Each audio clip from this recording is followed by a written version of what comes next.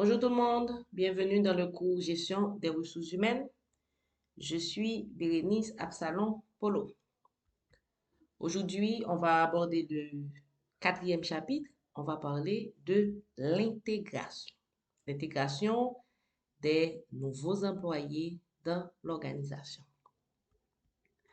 Le plan est ainsi présenté. On va voir les généralités de l'intégration. On montre l'importance de l'intégration. On parle de l'accueil et on termine avec des erreurs d'intégration. L'intégration, qu'est-ce que c'est? L'intégration, c'est l'étape où on permet à un nouveau salarié, à un nouvel employé de s'intégrer dans l'organisation. On a fait le recrutement, on a fait passer des entrevues, on a sélectionné le candidat qui nous intéresse. Maintenant, la personne doit commencer à travailler. Il faut intégrer cette personne. On peut dire que l'intégration, c'est la dernière phase du recrutement. L'intégration, c'est la période ou encore l'étape qui permet d'accompagner les nouveaux venus. Et l'intégration commence avec la période de probation. Ça veut dire quand la personne commence à travailler, on ne s'attend pas à trop de choses de la part de cette personne parce qu'on sait que la personne doit apprendre. La personne doit apprendre à connaître la culture de l'organisation. La personne doit s'adapter à l'organisation. La personne doit apprendre à connaître son poste. Bref, c'est une période de probation, une période où la personne va apprendre, une période où on va aider et accompagner la personne. Quelle est la place de l'intégration dans les organisations? Ça dépend de l'organisation. En général, certaines entreprises ne prennent pas le temps d'intégrer les employés. La personne vient et commence à travailler tout de suite. On ne prend pas le temps d'expliquer, de parler de la culture. On ne permet pas à l'employé de s'adapter. L'employé va finalement s'adapter, mais en faisant son travail. À ce moment, on ne prend pas le temps de l'intégrer. D'autres entreprises ont un système d'intégration efficace. On prend le temps, il y a un tuteur, il y a une politique d'intégration, etc. Et finalement, on va trouver d'autres entreprises qui se trouvent à mi-chemin entre les deux. On fait de l'intégration, mais on n'accorde pas trop d'importance à cette étape du recrutement. Quelle est l'importance de l'intégration? Pourquoi doit-on s'intéresser à l'intégration? Pour plusieurs raisons. Parce que l'intégration, c'est le moment où on va donner des informations au nouvel employé. C'est le moment où on va faciliter la prise de poste. La personne a besoin de connaître l'entreprise, de connaître sa place dans l'organigramme, de comprendre le fonctionnement de l'entreprise, de connaître la culture de l'entreprise. Bref, il faut des informations pour faciliter la prise de poste de la personne. L'intégration est aussi importante pour aider les employés à mieux assumer leurs responsabilités. Je connais la culture, je comprends ce qui se passe dans l'entreprise, je connais mon rôle, je connais ma place dans l'organigramme, je comprends la mission de l'entreprise, je peux mieux assumer mes fonctions comme employé. L'intégration est aussi importante pour instaurer un climat de confiance. Il y a la transparence, on est en confiance. Et finalement, l'intégration favorise la socialisation. Les gens se parlent, on donne des explications, on raconte l'histoire de l'entreprise, les gens se connaissent mieux et donc la socialisation est favorisée. Je reprends l'importance de l'intégration. Elle permet de donner des informations, de faciliter la prise de poste, d'aider les employés à mieux assumer leurs responsabilités, d'instaurer un climat de confiance et finalement de favoriser la socialisation.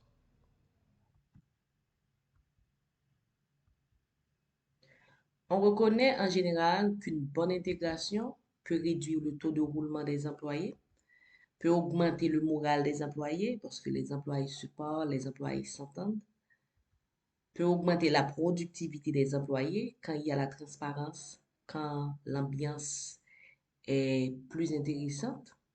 les employés peuvent mieux travailler, peut réduire les griefs des employés. S'il y a la socialisation, si on comprend la culture, s'il y a l'entraide, on peut avoir moins de griefs. Question du nouveau venu. Il faut savoir que quand quelqu'un arrive quelque part, la personne vient avec des questions. Le nouvel employé vient avec des questions. Le nouvel employé se pose des questions sur plusieurs choses, dont son adaptation. La personne se demande, est-ce que je vais pouvoir m'adapter? Est-ce que je vais me retrouver dans cette nouvelle entreprise? Comment on va me voir? Comment on va me regarder? Est-ce que je vais pouvoir y rester? À ce moment, l'adaptation, c'est quelque chose qui est important pour le nouvel employé. La personne a aussi des objectifs à atteindre. La personne a des attentes. Est-ce que le poste va me permettre d'atteindre mes objectifs? Est-ce que le poste va me permettre de me réaliser? Et la personne se pose aussi des questions par rapport à l'organisation. Est-ce que je vais pouvoir répondre aux attentes de mon supérieur hiérarchique, aux attentes de l'organisation? On me paie pour faire quelque chose, est-ce que je vais pouvoir donner les résultats? Parce que la personne sait que on ne donne pas le résultat seulement à partir de ses connaissances ou encore de ses compétences. L'environnement aussi fait impact sur justement la capacité de donner du résultat. Donc, le nouveau venu vient dans l'entreprise avec des questions, ce qui prouve encore l'importance d'accorder du temps à l'intégration. Je reprends, les questions du nouveau venu concernent son adaptation, ses attentes personnelles et aussi les attentes de l'organisation. Et on a dit que l'intégration est importante pour socialiser l'employé. Il faut dire que la socialisation se fait en général en trois étapes. Il y a l'étape pré-arrivée, c'est au moment du recrutement. En général, on va choisir l'employé qui colle le plus à la culture de l'entreprise. Deuxième étape, c'est la rencontre. La personne commence vraiment à travailler. La personne va chercher à avoir des informations. La personne va chercher à s'entendre avec ses collaborateurs, etc. Et finalement, il y a l'étape métamorphose. Après un certain temps, la personne est à l'aise dans l'entreprise, la personne sans culture, la personne comprend les habitudes, les routines de l'entreprise. Étape de la socialisation, pré-arrivée, c'est au moment du recrutement. Rencontre, c'est le début de l'employé dans l'entreprise. Métamorphose, après un certain temps, l'employé est à l'aise, l'employé est transformé. Qui est responsable de l'intégration? Ça dépend de l'entreprise. D'abord, c'est la direction des ressources humaines. Dans certaines entreprises, on a quelqu'un de la direction des ressources humaines qui suit l'employé pas à pas, qui accompagne l'employé. Ça peut aussi être le supérieur hiérarchique direct de l'employé. C'est ce qui se fait le plus souvent. C'est le supérieur hiérarchique direct de l'employé qui vérifie son travail, qui coach l'employé, qui donne des conseils à l'employé, qui répond aux questions de l'employé. Évidemment, ça se fait aussi de concert avec la direction des ressources humaines parce que quand il y a des problèmes, le supérieur hiérarchique va informer la direction des ressources humaines. Il faut aussi dire que la durée de l'intégration dépend de l'organisation. Il y a des organisations qui prennent le temps d'intégrer jusqu'à 3 mois. Il y en a d'autres qui considèrent la première année comme une année d'intégration. Il y a certaines organisations, eh bien, à partir de la première semaine, on considère que l'employé doit pouvoir prendre ses marques. Bref, la durée de l'intégration dépend de la politique de l'organisation. Une étape importante de l'intégration, c'est l'accueil. C'est le premier jour de l'employé. C'est comment on va accueillir l'employé. Est-ce qu'on montre à l'employé qu'il est bienvenu? Est-ce qu'on prend le temps de présenter l'employé aux autres personnes de l'entreprise? Est-ce qu'on prend le temps d'annoncer la venue de l'employé? Ce sont autant d'éléments qui sont importants dans le cadre de l'accueil. Quand on dit accueil, il faut penser à préparer le poste. Il faut penser à situer le poste dans l'organigramme pour l'employé. L'employé arrive, le poste, tout est prêt. et on parle de la place du poste dans l'organigramme. C'est pas seulement dire ce que l'entreprise fait, c'est pas seulement présenter la structure, mais c'est montrer à l'employé l'importance de son poste dans la structure de l'organisation. Il faut aussi faire le suivi des détails administratifs. S'il y a des contrats à signer, par exemple, on fait ces suivis. Au moment de l'accueil, on doit aussi présenter l'organisation aux nouveaux venus. Quelle est l'histoire de l'organisation? Quelles sont les étapes marquantes de l'organisation? Ce sont des informations à donner aux nouveaux venus. Il faut présenter le nouveau venu aux membres de l'organisation. C'est pas seulement présenter la personne à son service, à son supérieur hiérarchique, mais c'est aussi présenter la personne aux autres membres de l'organisation. Il faut présenter les personnes ressources aux nouveaux venus. Il y a des personnes avec qui on va collaborer de temps en temps, mais il y a des personnes qui sont des personnes ressources. Il faut connaître ces personnes. Et surtout, il faut former le nouveau venu. Former le nouveau venu à la culture de l'entreprise, former le nouveau venu aux principes de l'entreprise, former le nouveau venu pour qu'il puisse s'adapter, pour qu'il puisse assumer ses responsabilités.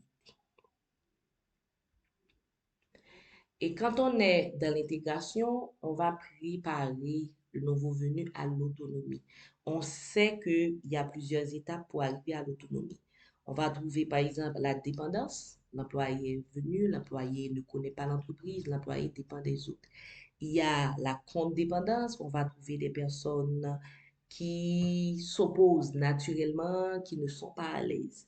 Il y a l'indépendance. On va trouver certaines personnes qui se disent, je peux faire seul, je n'ai pas besoin d'autres.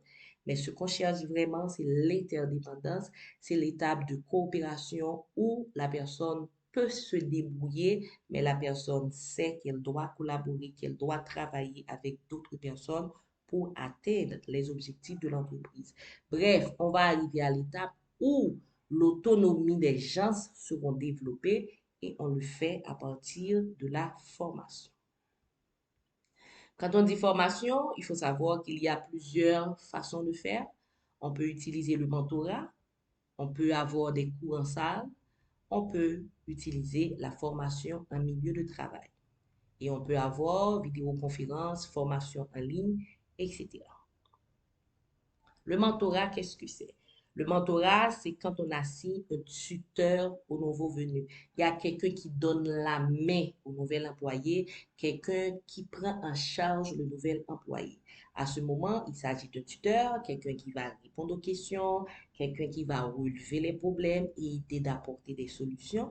Et cette personne va devoir montrer le travail. À ce moment, on est dans le mentorat.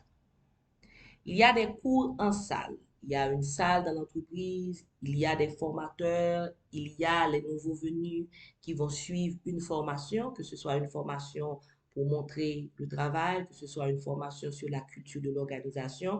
Bref, il y a des modules de formation qui sont préparés à l'avance et des formateurs qui sont aussi disponibles. Dans les cours en salle, on a salle de formation disponible, on a des formateurs qui sont disponibles dans l'entreprise ou encore des formateurs qu'on va faire venir. Bref, on aura quand même des formateurs. Et il y a des modules de formation. Formation en milieu de travail. On n'est pas en salle devant quelqu'un, on apprend par la pratique. À ce moment, c'est au fur et à mesure qu'on saura comment faire. Ça demande de l'apprentissage, mais c'est l'apprentissage par l'expérience. On apprend en faisant. Et évidemment, il y a essai et erreur. On va essayer, on va aussi échouer. Et pour savoir si on a réussi, on aura besoin de superviseur. C'est quelqu'un qui dit c'est bien, on peut continuer, ou encore quelqu'un qui dit c'est pas bien, il faut refaire. Dans la formation par vidéoconférence, il y a des modules de formation préparés à l'avance, tout comme on l'a pour le formateur. Mais dans ce cas précis, les employés vont regarder seuls. Il n'y a pas de formateur. La formation peut se faire en ligne. C'est peut-être une formation à distance. Et il faut prêter attention aux aspects techniques parce qu'il n'y a pas quelqu'un qui est là pour faire des démonstrations. Donc, quand on prépare cette formation, il faut s'intéresser aux aspects techniques. Un élément important dans l'intégration, c'est le manuel de l'employé. Dans ce manuel, on va trouver beaucoup de choses, beaucoup d'informations importantes. Le manuel, assez souvent, présente l'entreprise. Ça permet de mieux connaître l'entreprise. Ça permet de connaître l'histoire de l'entreprise. Dans le manuel, on va avoir les conditions de travail. L'employé saura quelles sont les conditions de travail de l'organisation, parce que toutes les organisations n'ont pas les mêmes conditions de travail.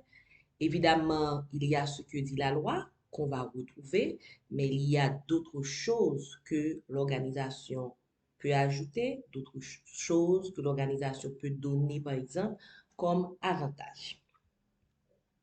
Il y a la politique de ressources humaines. Dans le manuel de l'employé, on aura des informations sur la politique de recrutement, la politique disciplinaire, la politique de rémunération, la politique de formation, etc. Et dans le manuel, on va aussi avoir des informations sur la politique administrative. Qu'est-ce qui se passe dans les cas de licenciement, par exemple? On va trouver ces informations dans la politique administrative de l'organisation. Manuel de l'employé, on trouve pas mal d'informations, parmi lesquelles présentation de l'entreprise, conditions de travail, politique de ressources humaines ou encore politique administrative. Il doit y avoir le suivi de l'intégration, c'est-à-dire quoi? On va vérifier ce que fait la personne qui vient d'arriver dans l'entreprise. On peut prêter attention au premier mois pour vérifier est-ce que la personne comprend déjà son poste. Au deuxième mois, on peut vérifier pour comprendre est-ce que la personne commence à s'adapter dans son poste. Au troisième mois, on va encore vérifier pour voir est-ce que l'adaptation est complète, est-ce que la personne comprend par exemple la culture de l'organisation, est-ce que la socialisation est faite, etc. Et en général, on recommande après les 3 premiers mois de faire une évaluation par trimestre. L'intégration n'est pas toujours bien faite. Il y a des erreurs. Quelles sont en général les erreurs d'intégration qu'on rencontre le plus facilement? Il y a le fait de donner trop ou trop peu d'informations. Soit on donne trop d'informations, à ce moment la personne ne sait pas comment faire, la personne ne se retrouve pas, il y a tellement d'informations. Soit on donne trop peu d'informations, on n'a pas donné suffisamment d'informations pour que la personne puisse comprendre et bien faire son travail. Remettre le livret sans commentaire. Il y a des entreprises qui ont des livrets d'employés déjà préparés. La personne vient d'arriver, on donne un livret à la personne, en général, que la personne ne va pas lire. Il est mieux de parler du livret, d'attirer l'attention sur des points importants dans le livret avant de le remettre. Négliger le nouveau venu après la première semaine. Une semaine ne suffit pas pour que quelqu'un puisse prendre ses marques dans une organisation. Il faut donner du temps aux employés, il faut faciliter son adaptation. Attendre trop du nouveau venu. Quelqu'un qui vient d'arriver quelque part, quel que soit son niveau de compétence, doit avoir du recul. La personne doit regarder ce qui se fait. La personne doit apprendre de l'environnement. La personne doit comprendre la culture de l'organisation. Donc, quand on attend trop du nouveau venu, c'est une erreur parce que la personne peut avoir les compétences, mais la personne n'a pas encore compris l'environnement pour justement démontrer ses compétences. Et les erreurs d'intégration font impact sur l'organisation parce qu'il y a des employés qui vont partir justement parce que les employés ne se retrouvent pas dans l'organisation. En général, on va trouver plusieurs causes de départ de nouveaux employés. Il y a des employés qui ne vont pas rester et ceci pour plusieurs raisons. Autonomie insuffisante. Si la personne estime que le travail ne permet pas d'avoir de l'autonomie, on doit toujours recevoir des consignes, on ne peut prendre aucune décision. Dépendamment du type d'employé, la personne peut ne pas continuer à travailler. Absence de formation. La personne manque la formation nécessaire pour faire le travail. La personne se sent incompétente par rapport à son poste. La personne peut partir. On parle de contenu de travail décevant. Au moment du recrutement, on vantait les mérites du poste et arrivé au poste, la personne voit que ça n'a rien à voir. Routine professionnelle. On n'apprend rien, c'est exactement la même chose qu'on fait tous les jours. Pour certaines personnes, ce n'est pas intéressant. Il y a aussi le salaire. Quand on se rend compte que le salaire est trop faible par rapport au secteur, peut-être qu'on a accepté au début, mais au fur et à mesure, on se dit le salaire est trop faible. Mauvaise relation avec la hiérarchie. Le nouveau venu ne peut pas s'entendre avec son supérieur hiérarchique. Ça peut être une cause de départ. Et finalement, absence de feedback sur le travail. La personne travaille, mais ne sait pas est-ce que son travail est correct, est-ce que son travail est approuvé, qu'est-ce qu'on doit apprendre, qu'est-ce qu'on doit corriger, etc. Oui, l'absence de feedback, selon les chercheurs, peut être une cause de départ de nouvel employé. Je reprends quelques causes de départ de nouveaux employés quand l'intégration n'est pas bien faite ou encore quand il y a des problèmes au niveau de l'organisation. Autonomie insuffisante, absence de formation, contenu de travail décevant, routine professionnelle, salaire faible par rapport au secteur, mauvaise relation avec la hiérarchie, absence de feedback sur le travail. Ce sont autant d'éléments qui peuvent conduire au départ de nouveaux employés. Voilà qui met fin à ce chapitre qui parlait de l'intégration.